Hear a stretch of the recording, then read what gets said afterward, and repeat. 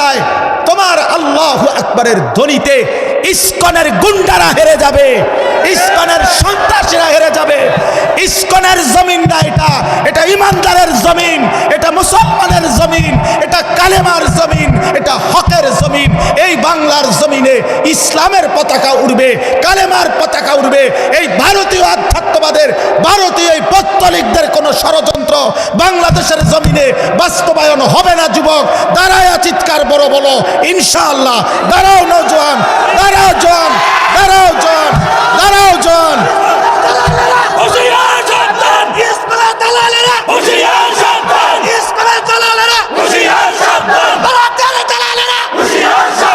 আরো জোরে বলো, আরো জোরে বলো।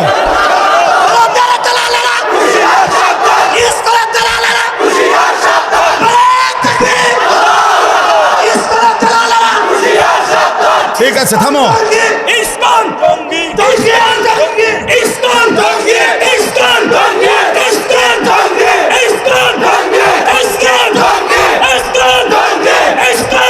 থামো থামো, ঠিক আছে।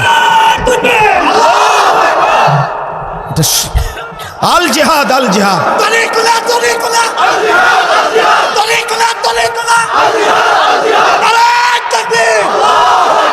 হ্যাঁ যুবক, রক্তই সমাধান, শাহাদাতের খুনই সমাধান। কোন হিন্দু বেঈমান এই জমিনে আমরা কোনোদিন তাদের উপরে কোনো জুলুম করি নাই। বাংলাদেশের জমিনে আবহমান কাল ধরে হিন্দুরা আমাদের সাথে শান্তিপূর্ণভাবেই অবস্থান করছে, কারো উপরে আমরা জুলুম করি নাই। 5ই আগস্টের পরে আমার মুসলমান সন্তানরা হিন্দুদের মন্দির পাহারা দিছে।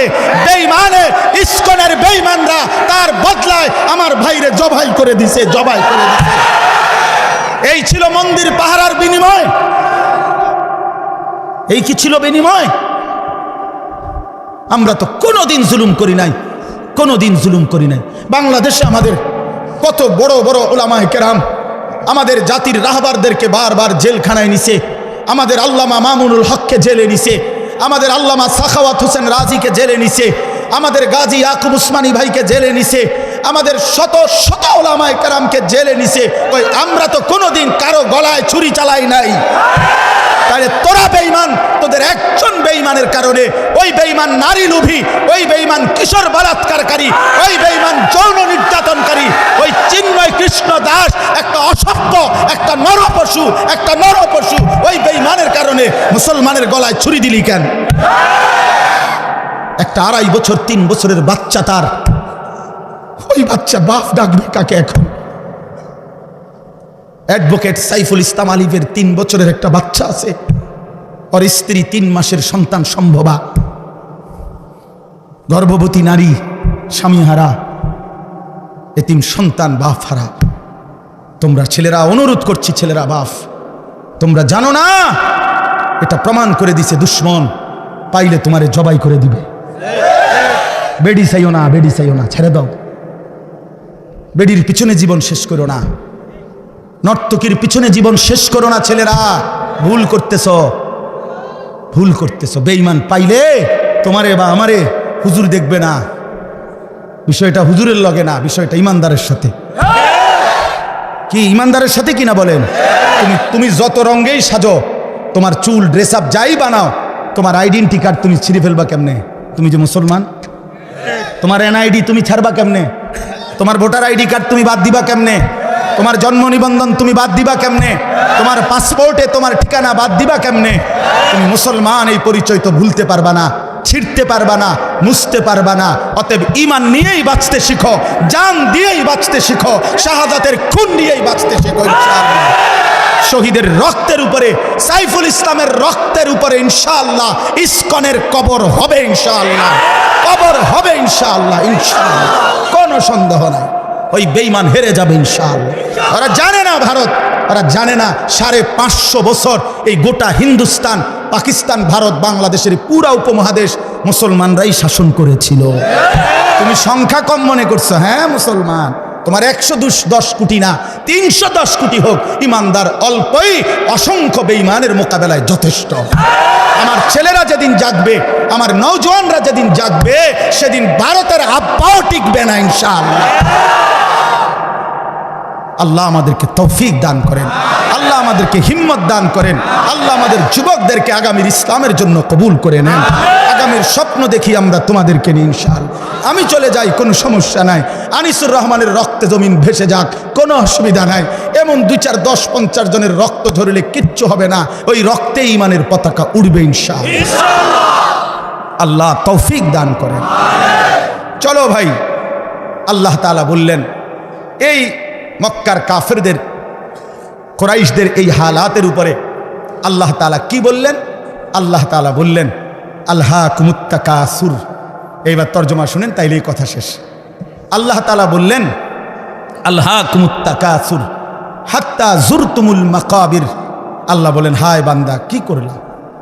অর্থ সম্পদ, ঘর বাড়ি, বংশধর, এই দুনিয়া নিয়া বাড়াইবার নেশা তোমাদেরকে আলহাকুম দুনিয়ার মধ্যে ডুবাইয়া ফেললো, আখিরাত ভুলাইয়া দিল। এই আলহাকুম শব্দের অর্থ দুইটা, শাগালাকুম, আনসাকুম। এক অর্থ হইল তাকাসুর শব্দের অর্থ হলো বাড়ানোর নেশা। এই কথাটা বুঝছিনি? কিসের নেশা? সম্পদ বাড়ানো, ক্ষমতা বাড়ানো, বংশধর বাড়ানো, নেতাগিরি ফেতাগিরি, এগুলোর মানে দুনিয়া বাড়ানোর নেশা তোমাদেরকে আলহাকুম আই শাগালাকুম ব্যস্ত করে ফেলছে ফিল দুনিয়া, দুনিয়ার ব্যাপারে। আর কি করছে? আনসাকুম আল আখিরা, আর তোমাদেরকে আখিরাত ভুলাই দিছে। এরই মধ্যে হাত্তা জুরতুমুল মাকাবির, একদিন তোমরা কবরেই পৌঁছে গেলা। কোথায় পৌঁছে গেলা? এই কি সুন্দর কথা। আল্লাহ বলছে আলহাকুমুত তাকাসুর। আমার বান্দা দুনিয়া বাড়ানোর নেশা করতে করতে, এ দুনিয়া দুনিয়া দুনিয়া করতে করতে হাত্তা জুরতুমুল মাকাবির, একদিন তোমরা কবরেই পৌঁছে গেলা। কই পৌঁছে গেলা? এই মানুষ বলে না, আরে কও কি, কালকেও তো তার লগে চা খাইছি, হে মারা গেছে, ইন্নারিল্লাহ, এরকম বলে কিনা মানুষ? আরে আরে কও কি, এই যে গত সোমবারে একসাথে গেলাম আমরা মুরাদনগর থেকে কোম্পানিগঞ্জে, সে মারা গেছে। এইভাবে, অর্থাৎ এই দেখতে দেখতে দেখতে দেখতে নাই, দেখতে দেখতে নাই, দেখতে দেখতে নাই। আল্লাহ বলেন একদিন এই দুনিয়া দুনিয়া করে করে অর্থ বিত্ত, টাকা পয়সা, ঘর বাড়ি, দালান, দেখবা দোতলার ছাদের কাম বাকি, 3 তলার আস্তর বাকি, খাট এখনো দোকানে বেটা এখনো দেয় নাই, হ্যাঁ, সোফা বানানি শেষ হয় নাই, বিল্ডিংয়ের ইট গাঁথা শেষ হয় নাই, এখনো সবগুলো টার্গেট পূরণ হয় নাই। এরই মধ্যে দেখবে একদিন হাত্তা জুরতুমুল মাকাবির, পৌঁছে গেছো কবরে, পৌঁছে গেছো কবরে। তো আল্লাহ তাআলা বলেন তোমরা দুনিয়ায় ডুবে গেলা, আখিরাত ভুলে গেলা, তোমাদের বাড়ানোর নেশা, সম্পদ, প্রাচুর্য তোমাদেরকে অস্থির করে ফেললো। হাত্তা জুরতুমুল মাকাবির, একটা পর্যায়ে তোমরা কবরেই পৌঁছে গেলা।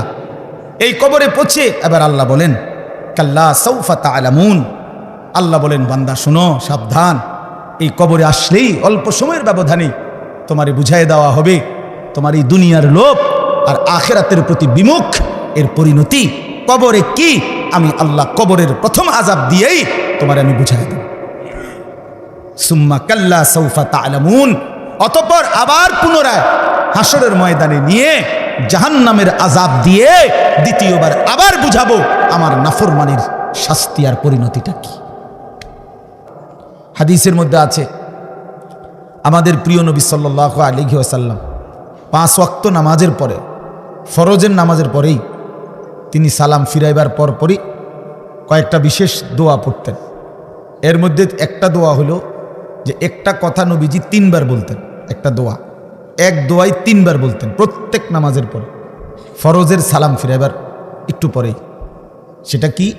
আল্লাহুম্মা আইন্নি আলা যিকরিকা ওয়া শুকরিকা ওয়া হুসনি ইবাদাতিক।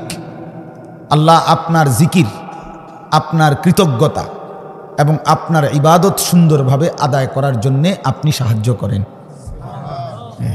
এই যে গুরুত্বপূর্ণ বিষয়, যে আপনি দয়া করেন যেন আপনার জিকির ভালোভাবে করতে পারেন, আপনি দয়া করেন যেন আপনার শুকর আদায় করতে পারে, আপনি সাহায্য করেন যেন আপনার ইবাদত সুন্দরভাবে করতে পারে, সুন্দরভাবে করতে পারে। শরীরটাই সুস্থ নাই, নামাজ পড়ব সুন্দরভাবে কেমন? শরীরটাই ভাই, পাওটাই ভাঙ্গা, তো সেজদা দিব কিভাবে? তার মানে আল্লাহ তাআলার দয়া, আল্লাহ তাআলার ইহসান, আল্লাহ তাআলার মেহেরবানি ইবাদত আদায়ের জন্য জরুরি। এই দোয়াটা নবীজি 3 বার পড়তেন প্রত্যেক 5 ওয়াক্ত নামাজের পরে, ফরজের পরে। হাদিসের মধ্যে আছে একজন বিখ্যাত সাহাবী ছিলেন হযরত মুআজ ইবনে জাবাল রাদিয়াল্লাহু তাআলা আনহু। এই সাহাবীকে নবীজি একদিন হযরতে মুআজ ওনার হাত ধইরা নবীজি ওনাকে বললেন, ইয়া মুআজ ইন্নী উহিব্বুক, আমি তোমারে খুব ভালোবাসি। সাহাবীকে বলতেছে, আমি তোমারে খুব পছন্দ করি। তো এই পছন্দের দাবিতে বলতেছি, তোমারে আমি মহব্বত করে বলতেছি, লা তানসা হাযা দুআ, এই যে দোয়াটা, আল্লাহুম্মা আইন্নি আলা যিকরিকা ওয়া শুকরিকা ওয়া হুসনি ইবাদাতিক, আল্লাহ আপনার জিকির, আপনার শুকর, আপনার ইবাদত ভালোভাবে করার জন্য সাহায্য করেন।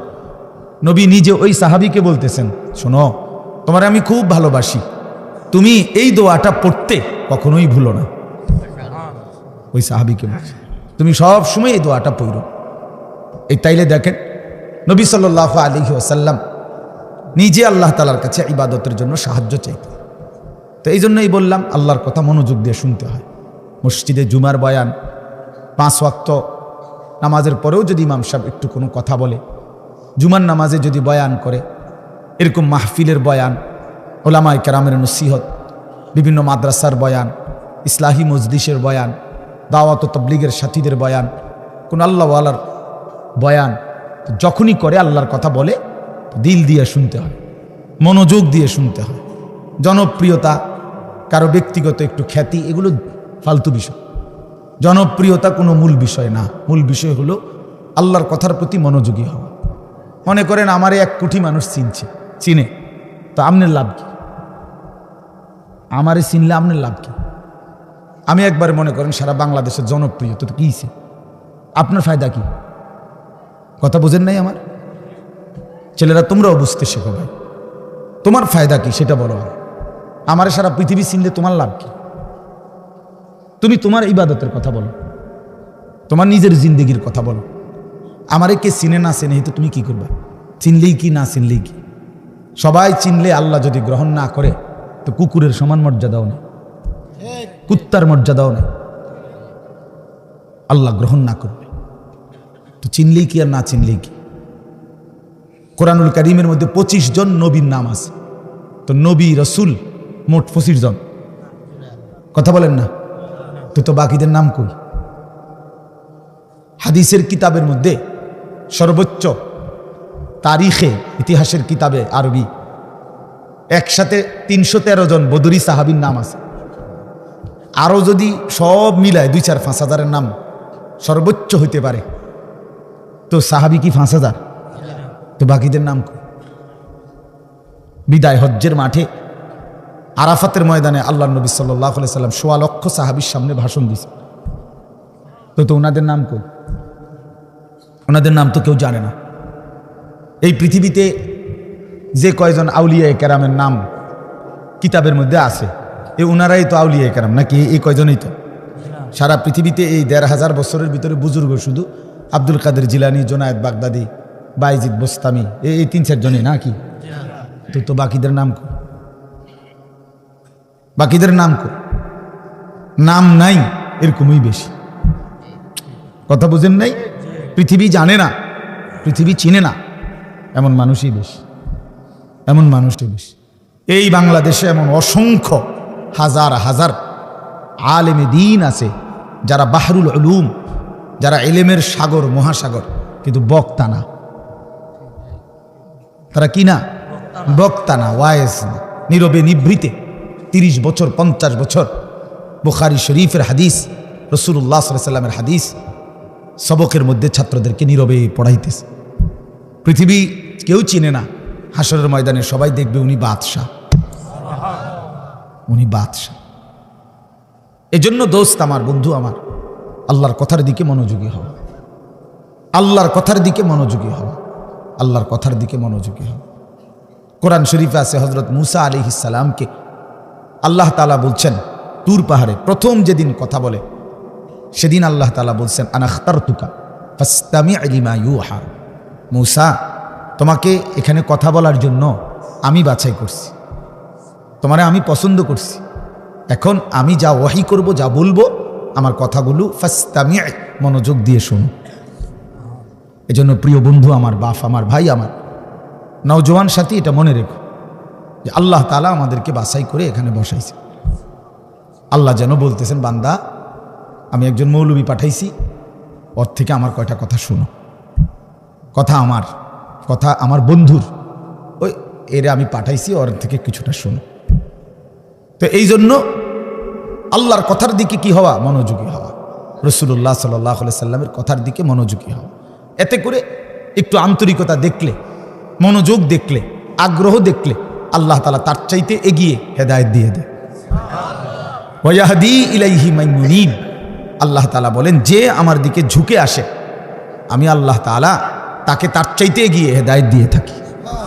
বান্দা একটু আসুক, শুধু সে আমার দিকে একটু আগাক, আমি তার চাইতে এগিয়ে তারে আমি আপন করে নেব, তারে আমি কোলে তুলে নেব, লাল্লাহু আশাদ্দু ফারাহান বিতাওবাতি আবদি।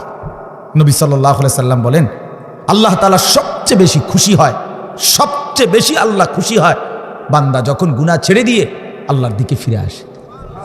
কদম বাড়াইলেই, গুনাহ ছেড়ে দিলেই, চোখের এক ফোঁটা পানি পড়লেই আল্লাহ ফেরেশতাদেরকে ডাক দিয়া বলে, এই 7 আসমান সাজিয়ে দে, আমার জান্নাত সাজায়া দে।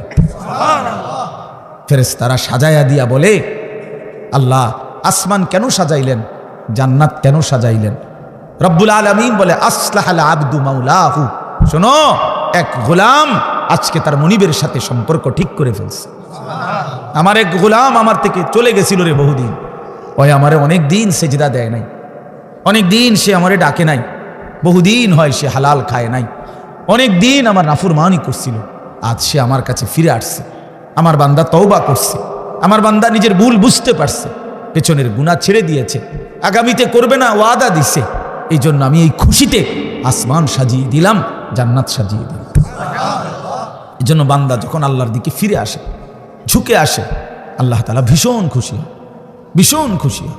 ইন আতাইতানি লাইলান আতাইতুকা লাইলান ওয়া ইন আতাইতানি নাহারান আতাইতুকা নাহারান। হাদিসে কুদসি এটা। আল্লাহ বলে, বান্দা তুমি যদি গুনাহ নিয়ে মাগফিরাতের জন্য রাত গভীরে আসো, আমি মাগফিরাত নিয়ে, রহমত নিয়ে রাত গভীরেই তোমার কাছে আসবো। ওয়া ইন আতাইতানি নাহারান আতাইতুকা নাহারান, তুমি যদি দিনের আলোতে আসো মাফ চাইতে, আমি মাগফিরাত নিয়ে দিনের আলোতেই আসবো। তুমি আসবে যখন, আমি আসবো ঠিক তখন, ঠিক তখন আমি আসবই তোমার কাছে, আমি আছি বান্দা। ওয়া নাহনু আকরাবু ইলাইহি মিন হাবলিল ওয়ারিদ, আমি তোমার গর্দানের রগ যেটা ছিঁড়ে গেলে তোমার মৃত্যু, সেই শাহরগ গর্দানের রগ, এর চাইতেও আমি তোমার কাছে। তুমি একটা ডাক দাও, আমার আরশ আজিম নড়ে উঠবে। ওয়া ইযা সাআলাকা ইবাদি আন্নী ফাইন্নী করিব। আল্লাহ বলে, আমার বান্দা যখন আমার কাছে কিছু চায়, আমারে ডাক দেয়, হাত পাতে, তা আমি আল্লাহ একদম কাছে। উজিবু দাওয়াতাদ দাঈ ইযা দাআনি, বান্দা যখনই ডাক দেয় আমি তখনই তার ডাকে সাড়া দিই, সাড়া দিই। জিন্দেগির সব প্রয়োজন আল্লাহর কাছ থেকেই চাওয়া উচিত। দুর্ভাগ্য এক জাতি আমরা এমন মুসলমান হয়ে গেলাম যারা নিজেদের কোনো প্রয়োজনে আল্লাহর কাছে চাওয়ার অভ্যাস আমাদের নাই। আল্লাহর কাছে চাওয়ার অভ্যাস খুব কম, খুব দোয়া করার মানসিকতাই আপনাদের মধ্যে কম। ওই শুধু ড্রাইভার টোকায়, ড্রাইভার মানে হুজুর, হুজুর, কেবল হুজুর টোয়া, হুজুর দিয়া দোয়া করানো, হুজুর দিয়া। আরে ভাই, হুজুর দিয়ে দোয়া করানো নিষেধ না, হুজুর দোয়া করবে ঠিক আছে, কিন্তু নিজের আহাজারি, নিজের চোখের পানি, নিজের কান্না, নিজের আরজি নিজেই আল্লাহর কাছে পেশ করা উচিত। বান্দার কাকুতি মিনতি আল্লাহর খুব পছন্দ, আল্লাহর খুব পছন্দ, আল্লাহ তাআলার খুব পছন্দ। হাদিসে আছে বুখারীতে, ফাওয়াল্লাহি লা ইয়ামাল্লাল্লাহু হাত্তা তামাল্লু, নবীজি বলছেন, আল্লাহর কসম উম্মত, তোমরা চাইতে চাইতে আল্লাহর কাছে ক্লান্ত হয়ে যাবে, কিন্তু রব্বে করিম দিতে দিতে একবারও ক্লান্ত হবেন না। লা ইয়ামাল্লাল্লাহ, তিনি ক্লান্ত হবেন না। তুমি চাও বান্দা, বারবার বলো, বারবার বলো, বারবার বলো। এজন্য বাপ নিজেদের সব প্রয়োজন আল্লাহর কাছে বলবেন। রাসূলুল্লাহ সাল্লাল্লাহু আলাইহি সাল্লাম বলছেন, হাত্তা শিরাকানা আলাই, তোমার জুতার স্যান্ডেলের যে ফিতা, স্যান্ডেলের ফিতাটাও যদি ছিঁড়ে যায় তাহলে সেটাও তুমি আল্লাহর কাছে বলো। স্যান্ডেলের ফিতাটা ছিঁড়ে গেল, আল্লাহকে জানাও, মাওলা আমার একটা ছোট্ট মুসিবত হয়ে গেছে, আমার ফিতাটা স্যান্ডেলের ছিঁড়ে গেছে। এরে ভাইয়া, এইখানে এটা বুঝবেন না, বাংলাদেশের মাটি তো স্বাভাবিক, এই সময় স্যান্ডেলের ফিতা ছিঁড়ে গেলে তেমন অসুবিধা নেই, কিন্তু আরাফাতের ময়দানে স্যান্ডেলের ফিতাটা ছিঁড়ে গেলে তাইলে টের পাওয়া যাবে স্যান্ডেল কারে কয় আর ফিতা কারে, বুঝেন নাই? হ্যাঁ, মসজিদে হারাম থেকে হোটেলে যাইবার সময় যদি স্যান্ডেল হারায় যায় তখন বোঝা যায় স্যান্ডেল কত দাম, স্যান্ডেল কত দাম। মনে হবে যেন পায়ের তালুটা পুড়ে গেছে, এত গরম, এত গরম। এজন্য আল্লাহ তাআলা বান্দার ছোট থেকে ছোট বিষয়ও রাসূলুল্লাহ সাল্লাল্লাহু আলাইহি সাল্লাম সবক দিছেন আল্লাহর কাছে চাইতে। তো ঠিক আছে, আমি মূল কথাটা এটাই বলতে চাইছিলাম যে মনোযোগ চাই, আন্তরিকতা দরকার।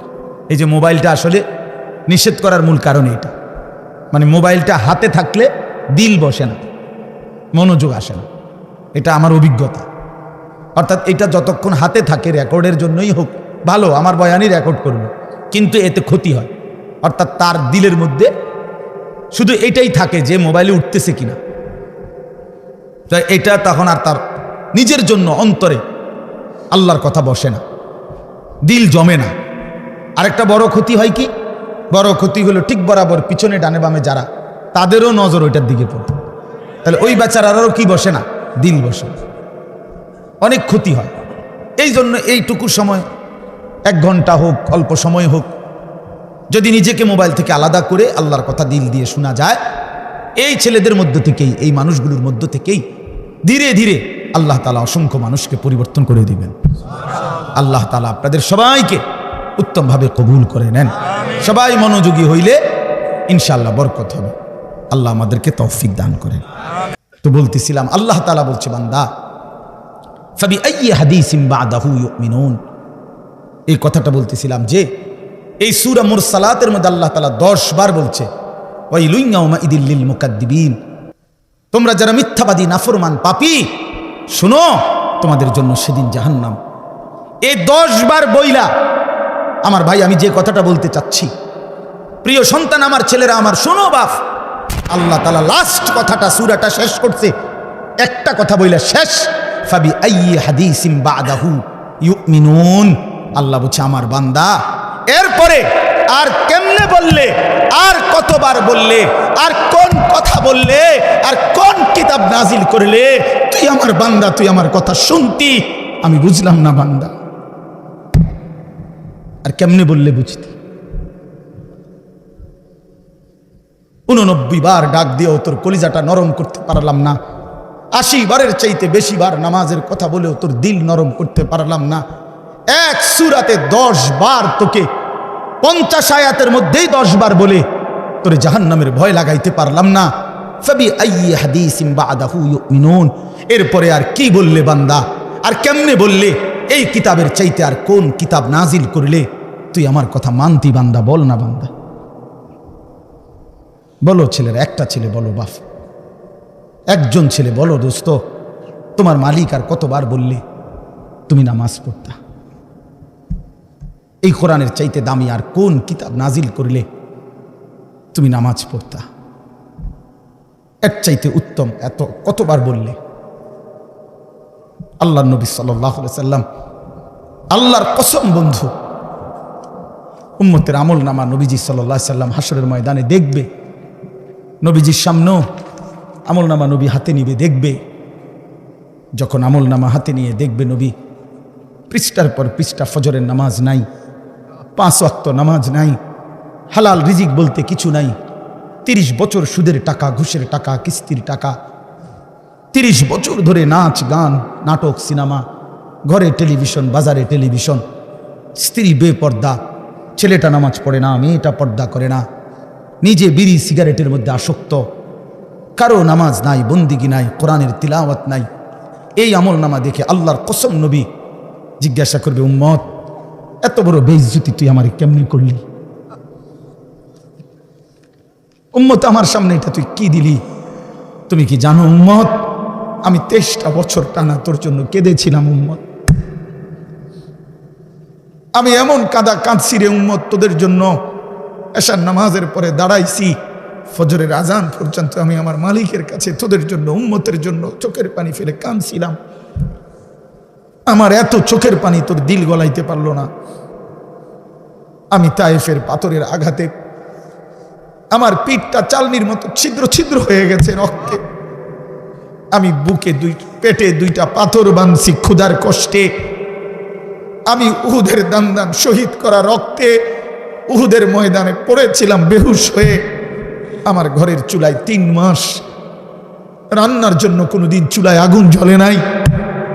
আমার এত চোখের পানি, এত রক্ত, এত ক্ষুধার কষ্ট, কিছুই তোর মন গলাইতে পারলো না, তোরে সেজদা দিতে পারলো না। এটা আমার সামনে কি আনলা? আমি এই আমল নামা নিয়ে আল্লাহর সামনে কেমনে দাঁড়াবো? আমি কেমনে বলবো আমার মালিকের কাছে আমি কি সুপারিশ করব? আমি কেমনে বলবো রব্বুল আলামিন এটা আমার শ্রেষ্ঠ নবীর শ্রেষ্ঠ উম্মতের আমল নামা? বল ভাই আমার, তুমিই বলো, তুমিই বলো।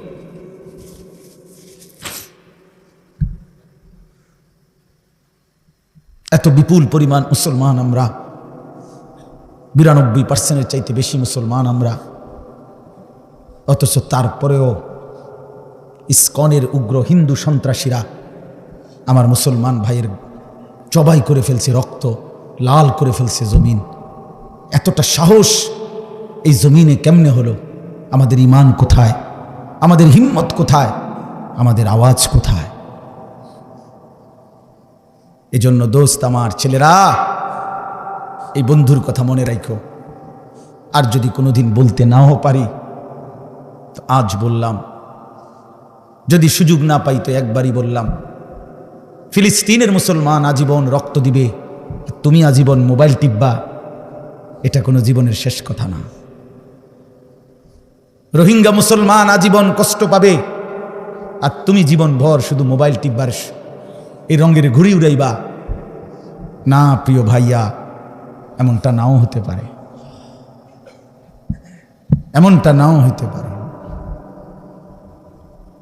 ফিলিস্তিন যদি জমিনের উপরে, তো বাংলাদেশও জমিনের উপরে, নাকি বাংলাদেশ আসমানে? তাইলে পৃথিবীর এক প্রান্তে মুসলমান নির্যাতিত হলে, পৃথিবীর এক প্রান্তে মুসলমানের রক্ত লাল হলে, আরেক প্রান্ত আমরা নিরাপদ থাকি কেমনে? আমরা নিরাপদ আছি কিভাবে ভাইয়া? কিসের উপরে ভর করে? কে তোমাদেরকে আশ্বাস দিল তোমাদের এই অব্যাহত গুনাহ, নারী, ছবি, এই অসৎ আড্ডা, এই মোবাইলের দিন রাতের এই আসক্তি, এক ওয়াক্ত নামাজ না পড়া, কখনো ফজরের নামাজ না পড়া, এটা তোমাদেরকে আগামী দিনে স্বস্তিতে থাকতে দিবে, নিরাপদে জমিনে থাকতে দিবে? এই গ্যারান্টি কে দিল বন্ধু? যুবক বলো, ভাইয়া, কিশোর বলো, তরুণ ছেলে বলো। যদি পারতাম তোমার বুকে জড়াইয়া ধরে কতক্ষণ কাঁদতাম যে কেন নামাজ পড়ো না, কেন আল্লাহর সেজদা দাও না? আল্লাহ আমাদেরকে মাফ করে দেন। আমারও কথা হলো, আমরা চিল্লাইয়া যাই, যে কয়দিন হায়াত আছে, সুযোগ আছে, বলেই যাই, আল্লাহর কথা বলেই যাই। আল্লাহ তাআলা আমাদের প্রত্যেকের উপরে দয়া করেন। ছেলেরা, ফিরতে শিখো। রাসূলুল্লাহ সাল্লাল্লাহু আলাইহি সাল্লামের সামনে কেমনে দাঁড়াবেন? আপনারা যারা, মাওলানা ইয়াহিয়া বলতেছিল আপনাদেরকে, মাওলানা বহু দরদ করে বলছিল এতক্ষণ, দাড়ি কাটাই চেহারা নিয়ে কিভাবে দাঁড়াবেন? 60 বছরের বৃদ্ধ বাবা বিড়ি সিগারেটের এই দুর্গন্ধওয়ালা মুখ নিয়ে প্রিয় নবী সাল্লাল্লাহু আলাইহি সাল্লামের সামনে কেমনে দাঁড়াবেন? 40 বছরের সুদের টাকা নিয়ে নবীর সামনে কেমনে দাঁড়াবেন? 30 বছরের লাগাতার টেলিভিশন চলছে যেই ঘরে, আপনারা ফ্যামিলির সদস্যরা নবীজির সামনে কেমনে দাঁড়াইবেন? 25 বছর ধরে, 40 বছর ধরে যে বোন কোনোদিন পর্দা করে নাই, সেই বেপর্দা বোন নবীজির সামনে সুপারিশের জন্য কেমনে দাঁড়াবে? কোনোদিন ফজরের নামাজ পড়ে না যে মানুষটা, সে রাসূলুল্লাহ সাল্লাল্লাহু আলাইহি সাল্লামের সামনে কেমনে দাঁড়াবে? সুপারিশ কেমনে চাইবে বলে? দাঁড়াবে কিভাবে? এজন্য আজকে নিয়ত করি যে ইনশাআল্লাহ 5 ওয়াক্ত নামাজ পড়ব ইনশাআল্লাহ। ছেলেরা বলো বাবা, নওজোয়ান সাথী নিয়ত করো, বাপ হিম্মত করো, পারবা ইনশাআল্লাহ। তুমি পারবা, তুমি যুবক পারবা ইনশাআল্লাহ, নওজোয়ান তুমি পারবা ইনশাআল্লাহ। কোরআনুল কারীমের 30 নম্বর পারা, কোরআনুল কারীমের 102 নম্বর সূরাটা ছোট্ট সূরা, 102 নম্বর সূরা, 30 নম্বর পারা। সূরাটার নাম হলো তাকাসুর। এই সূরার আমি তেলাওয়াত করছি। সূরাটার মধ্যে মোট 8টা আয়াত, শুধু 8 আয়াত, ছোট সূরা। ইনশাআল্লাহ অল্প একটু সময়ের মধ্যে আমি এই সূরাটার সংক্ষিপ্ত তরজমা এবং তার সাথে প্রাসঙ্গিক অল্প কয়েকটা কথা বলি। আল্লাহ আমাদেরকে তৌফিক দেন। সবাই আন্তরিকভাবে শুনেন। আবারও অনুরোধ করতেছি, ডানে বামে কথা বইলো না ভাই। নওজোয়ান ছেলে তোমরাও মনোযোগ দিয়ে শুনো বাপ, আল্লাহ তোমাদেরকে বরকত দিবে। এই সূরাটার একটা ফজিলত হলো, এই সূরার 8টা আয়াত মাত্র। প্রিয় নবী সাল্লাল্লাহু আলাইহি ওয়াসাল্লাম বলছেন, যে ব্যক্তি এই সূরা তাকাসুর একবার তেলাওয়াত করবে তো আল্লাহ তাআলা তাকে 1000 আয়াত তেলাওয়াত করার সমপরিমাণ সওয়াব দান করবে। তার মানে এই সূরাটা কোরআনুল কারীমের প্রায় 6 ভাগের 1 ভাগ, 1/6, মানে 6 ভাগের 1 ভাগের সমান প্রায় এই সূরায়ে তাকাসুর। এই সূরাটা আল্লাহ তাআলা কেন নাজিল করলেন? একটা ছোট্ট কথা, শানে নুজুল বুঝলে আপনি বুঝবেন কেন নাজিল করলেন। রাসূলুল্লাহ সাল্লাল্লাহু আলাইহি ওয়াসাল্লামের জামানায় মক্কার সবচেয়ে গুরুত্বপূর্ণ, ওই ছেলে বেটা এখানে কথা বলবা না, যাও থেকে, অপদার্থ কোথাকার বেটা, ওই তোমরা স্বেচ্ছাসেবক কোথায় মিয়া? এতটা অনুরোধ করলাম এতক্ষণ ধরে, কাকে বুঝাইলাম এতগুলো কথা?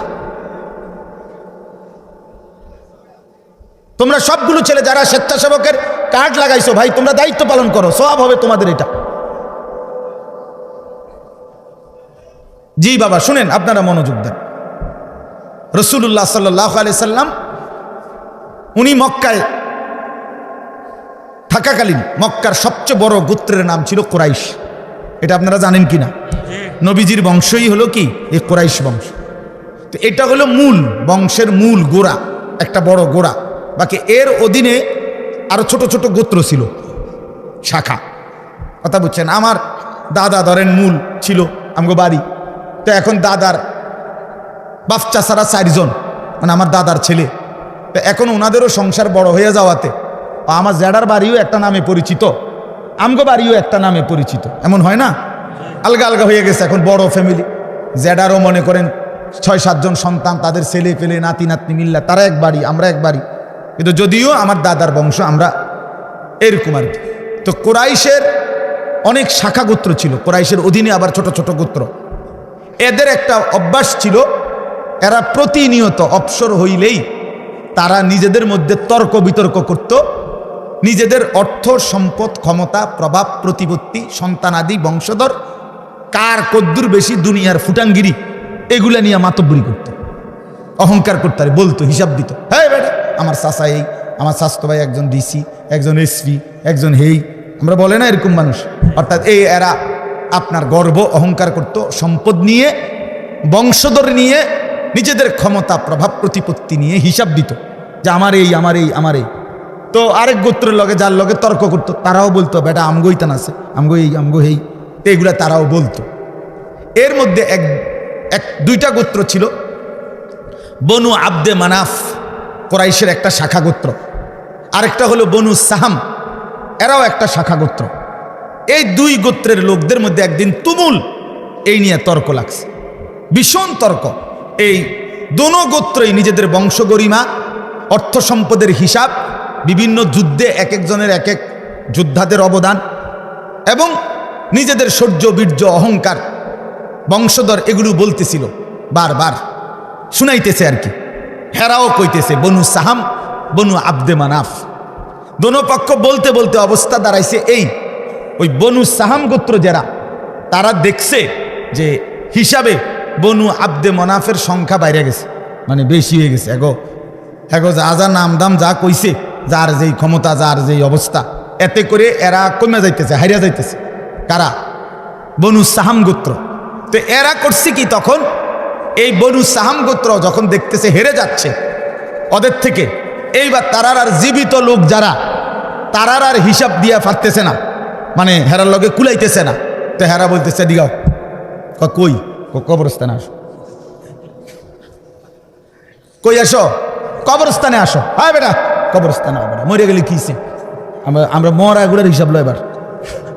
আমার যে চাচা মারা গেছে আমি কি আসছিল জানো নি বেটা, যেটা কি আসছিল এবার এই গেছে এবার কোথায়, কবরস্থানে গেছে। মানে মরা মানুষ সহ, যে বেচারা মরে গেছে তারও শান্তি নেই। এইবার সে কবরস্থানে তারা মানে দেখাইয়া মৃত মানুষদের হিসাব দিয়া নিজেদের বড়াই করতে শুরু করছে। কথা বুঝছেন কিনা বলেন? অথচ জীবিত শেষ করে শেষ পর্যন্ত পৌঁছে গেছে কবরস্থানে। মৃত মানুষদেরকে নিয়েও দুনিয়ার এই গর্ব, অহংকার বড়াই, ক্ষমতার বড়াই, সম্পদের বড়াই, বংশের বড়াই, পরিবার জনগণের বড়াই এই করতেছিল, এইটা করতেছে। এমনকি মৃত মানুষদেরকে পর্যন্ত টেনে আনছে। এই অবস্থায় তাদের এই দিবানিশির এই তর্ক, এর মধ্যে যখন এই গোত্রটা বেশি বাড়াবাড়ি করলো, মানে কি করলো, যে জীবিতদেরকে দিয়ে না ফাইরা শেষ পর্যন্ত কই গেল, কবরস্থানে গেল। তখন তারা এই প্রেক্ষাপটে আল্লাহ পাক রব্বুল আলামিন তাদের এই আলোচনা যে হায় মানুষ, তোমরা দুনিয়ার জন্য দুনিয়াতে ডুবে গিয়ে দুনিয়ার অর্থ, বিত্ত, সন্তান, পরিবারের অহংকার করতে করতে শেষ পর্যন্ত কবরে পৌঁছাও হিসাব দিতে শুরু করলা দুনিয়া, অথচ আখেরাতকে ভুলে গেলা। নিজেদের কবর ভুলে গেলা, তাদের কবরে কি হচ্ছে তাও ভুলে গেলা, আখেরাত আর পরকালকে ভুলে গেলা। বান্দা, এটা কি করছো তোমরা, কি করছো?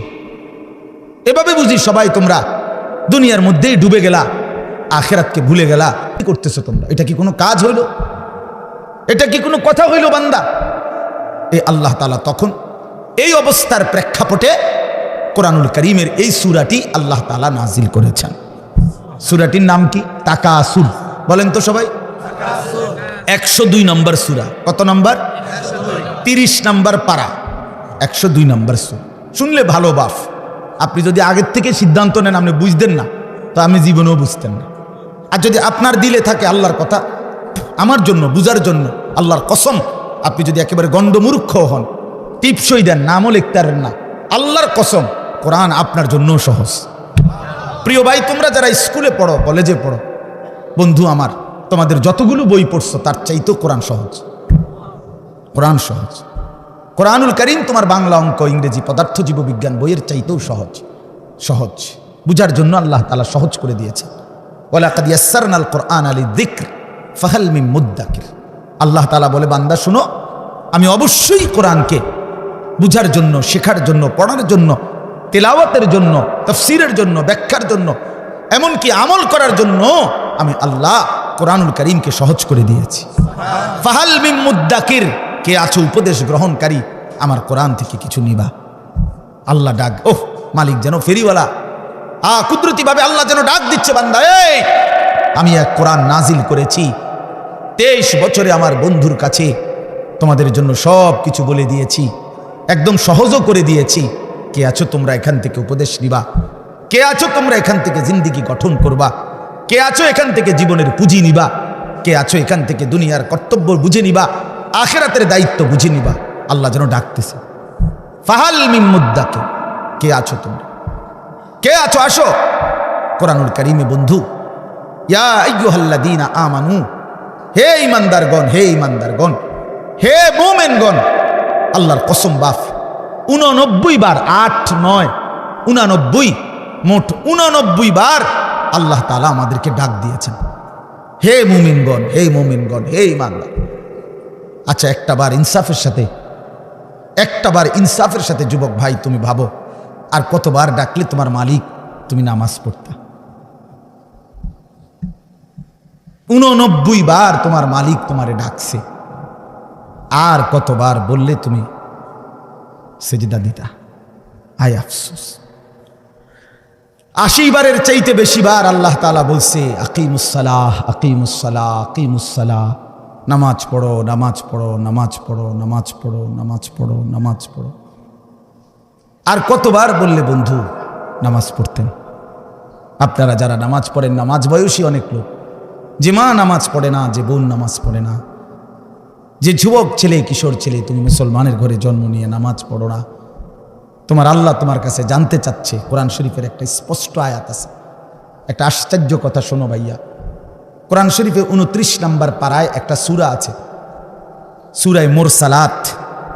এই সূরাটার নাম কোরআনুল কারীমের আমি বলতেছি পরে দেখলে কারো মন চাইলে ৭৭ নম্বর সূরা, কোরআনুল কারীমের ৭৭ নম্বর সূরা। এই সূরাটার নাম হলো মুরসালাত। এই একটি সূরার মধ্যে 50টা আয়াত।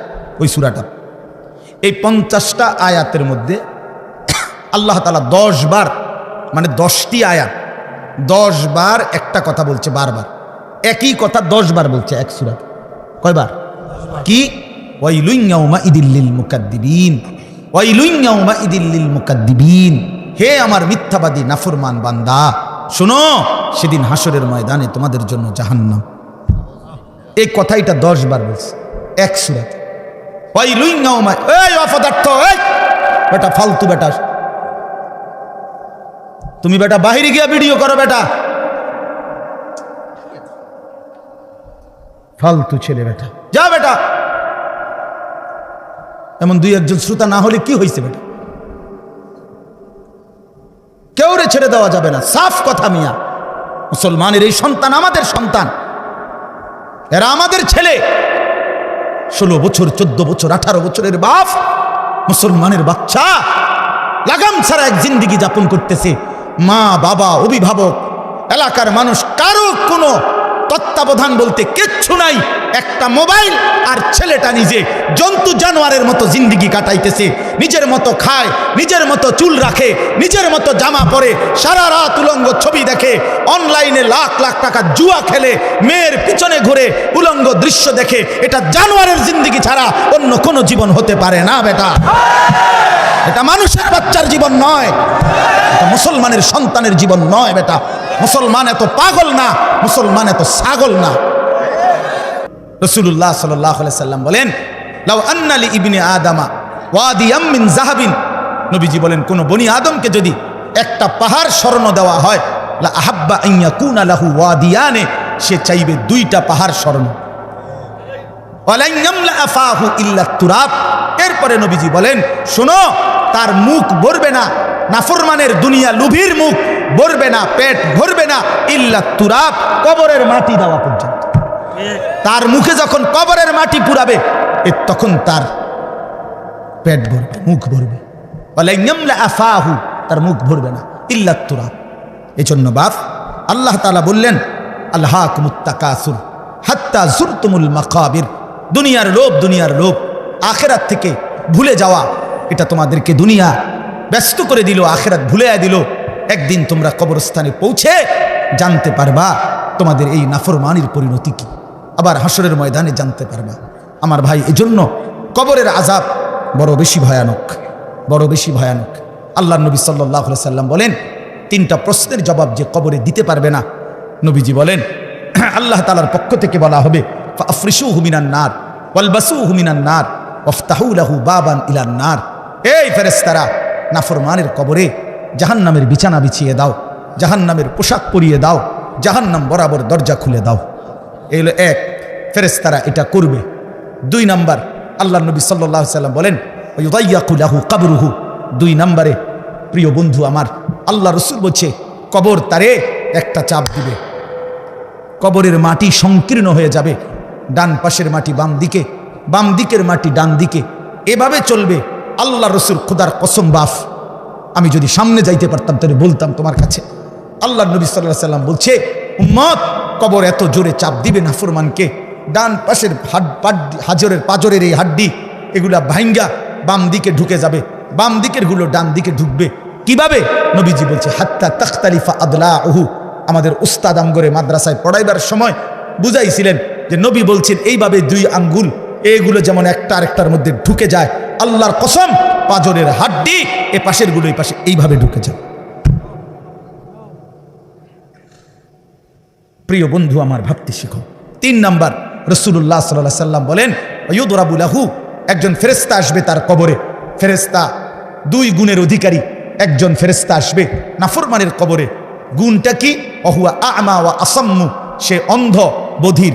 ওই ফেরেশতা কানেও দেখে না, চোখেও শুনে না। এই ফেরেশতা আইসা ইউদরাবু লাহু বিমিতরাকাতিন মিন হাদিদিন, লোহার একটা হাতুড়ি গুর্জ দিয়ে তারে একটা আঘাত করবে। দরবাতান বাইনা উযুনাইহি, 2 কান বরাবর। ফায়াসিহু সাইহাতান, নাফরমান একটা চিৎকার মারবে। ইয়াসমাউহা মান ইয়ালিহি ইল্লা সাকালাইন, মানুষ এবং জিন ব্যতীত আল্লাহর সমস্ত সৃষ্টি নাফরমানের চিৎকারটা শুনতে পাবে ইলা ইয়াউমিল কিয়ামা, এভাবে কিয়ামত পর্যন্ত, এভাবে ইসরাফিলের ফু পর্যন্ত। বন্ধু আমার, রাসূলুল্লাহ সাল্লাল্লাহু আলাইহি ওয়াসাল্লামের জামানায় যারা কবরে, তারা আজ কত বছর? ১৫০০ বছর। ইব্রাহিম আলাইহিস সালামের জামানায় যারা কবরে গেছে, তারা কবরের জীবনে পড়ে আছে আজ কত বছর? ভেবে দেখো ভাইয়া। নূহ আলাইহিস সালামের জামানায় যারা কবরে গেছে, তারা কবরের আযাব ভোগ করতেছে আজ কত বছর? সর্বশেষ যেই ব্যক্তি কবরে যাবে, উলামায়ে কেরাম, মুহাদ্দিসিনে কেরাম কেউ কেউ বলে তাকেও হয়তো কবরে অপেক্ষা করতে হবে সর্বশেষ ব্যক্তি ৪০,০০০ বছর। তো শেষ ব্যক্তিটার কবরে যদি আযাব হয়, তো তার অবস্থা কতক্ষণ অপেক্ষা করবে কবরে? কাল্লা সাউফা তা'লামুন সুম্মা কাল্লা সাউফা তা'লামুন। এবার শেষ কথা হলো, কাল্লা লাউ তা'লামুনা ইলমাল ইয়াকিন লাতারাবুন্নাল জাহিম সুম্মা লাতারাবুন্নাহা আইনাল ইয়াকিন।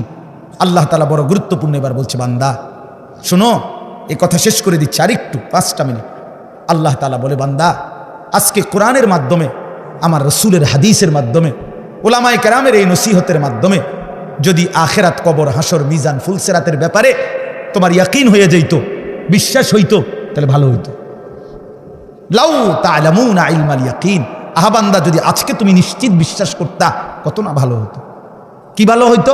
তাইলে এখন তো তুমি নামাজ পড়তে পারতা, হালাল খাইতে পারতা, হারাম থেকে বাঁচতে পারতা। কিন্তু যদি পাত্তা না দাও, গুরুত্ব না দাও, তো মনে রেখো, লাতারাবুন্নাল জাহিম, অল্প সময় পরে একদিন হাসরের ময়দানে তুমি তোমার নিজ চোখে জাহান্নামকে দেখবা। কি দেখবা বলেন না? সুম্মা লাতারাবুন্নাহা আইনাল ইয়াকিন, সেদিন 2 চোখে দেখে নিশ্চিত হবা যে জাহান্নাম কতটা ভয়ানক। আর মনে পড়বে দুনিয়ার জিন্দেগির কথা। ওয়াজিআ ইয়াউমা ইদিন বিজাহান্নাম, আল্লাহ বলে হাসরের ময়দানে জাহান্নামকে ফেরেশতারা টেনে আনবে, আর মানুষগুলো তাকাইয়া জাহান্নামের আযাবের এক নজর দেখেই ইয়াউমা ইদিন ইয়াতাযাক্কারুল ইনসান, দুনিয়ার পুরা জীবনের কথাটা তার মনে পড়বে। ওয়া আন্না লাহু যিকরা, কিন্তু মনে পড়ে সেদিন আল্লাহ বলে, এই বান্দা মনে পড়ে কি লাভ হবে? বুঝবা তো নিশ্চিত, আজ বুঝলে ভালো হইতো, কিন্তু সেদিন হাসরের ময়দানে জাহান্নামকে দেখে তুমি আইনুল ইয়াকিন সুম্মা লাতারাবুন্নাহা আইনাল ইয়াকিন, তোমার চোখে দেখা জ্ঞান হইতো। আপনাদেরকে বুঝাই, এই যে এটা যে গ্লাস আপনারা সবাই দেখতেছেন, কথা বলেন না কেন? এই যে গ্লাসটা আপনারা দেখতেছেন, কি দেখতেছেন? সবাই নিশ্চিত তো? কেমনে এত নিশ্চিত হলেন? এই যে চোখে দেখতেছি, আমি কইলেব নাকি হুজুর গ্লাস আন্তাজি, ওরা কি বেকুব নি? কথা বুঝেন নাই? তাহলে এটা কি নিশ্চিত তো? এই যে আইনুল ইয়াকিন, এই যে চোখে দেখা নিশ্চিত। তাহলে আমি এটারে 1 কোটি বার গ্লাস কইলেও তো হইতো না। এটা কি টিস্যু বক্স? তো আল্লাহ তাআলা বলে, বান্দা জাহান্নাম তো চোখে দেখবা, সেদিন তোমার নিশ্চিত জ্ঞান হবে যে এটাই জাহান্নাম, এটাই আমার আযাবের ঘর, এটাই আমার সামনের গন্তব্য। কিন্তু সেদিন তো লাভ হবে না, সেদিন তো লাভ হবে না। কিশোর ছেলে আমার, যুবক বন্ধু আমার, প্রিয় ভাই আমার, নষ্ট হইও না, চরিত্রহীন হইও না, দুশ্চরিত্র হইও না বন্ধু, অসৎ বন্ধুর পাল্লায় যাইও না, নারীর আসক্ত হইও না, মোবাইলের আড্ডা, জুয়ার আড্ডায় যাইও না বন্ধু। জীবনটা খুব কষ্ট হবে, এখনো আগামীতে। সর্বশেষ কথা হলো, সুম্মা লাতুসআলুন্না ইয়াউমা ইদিন আনিন নাঈম।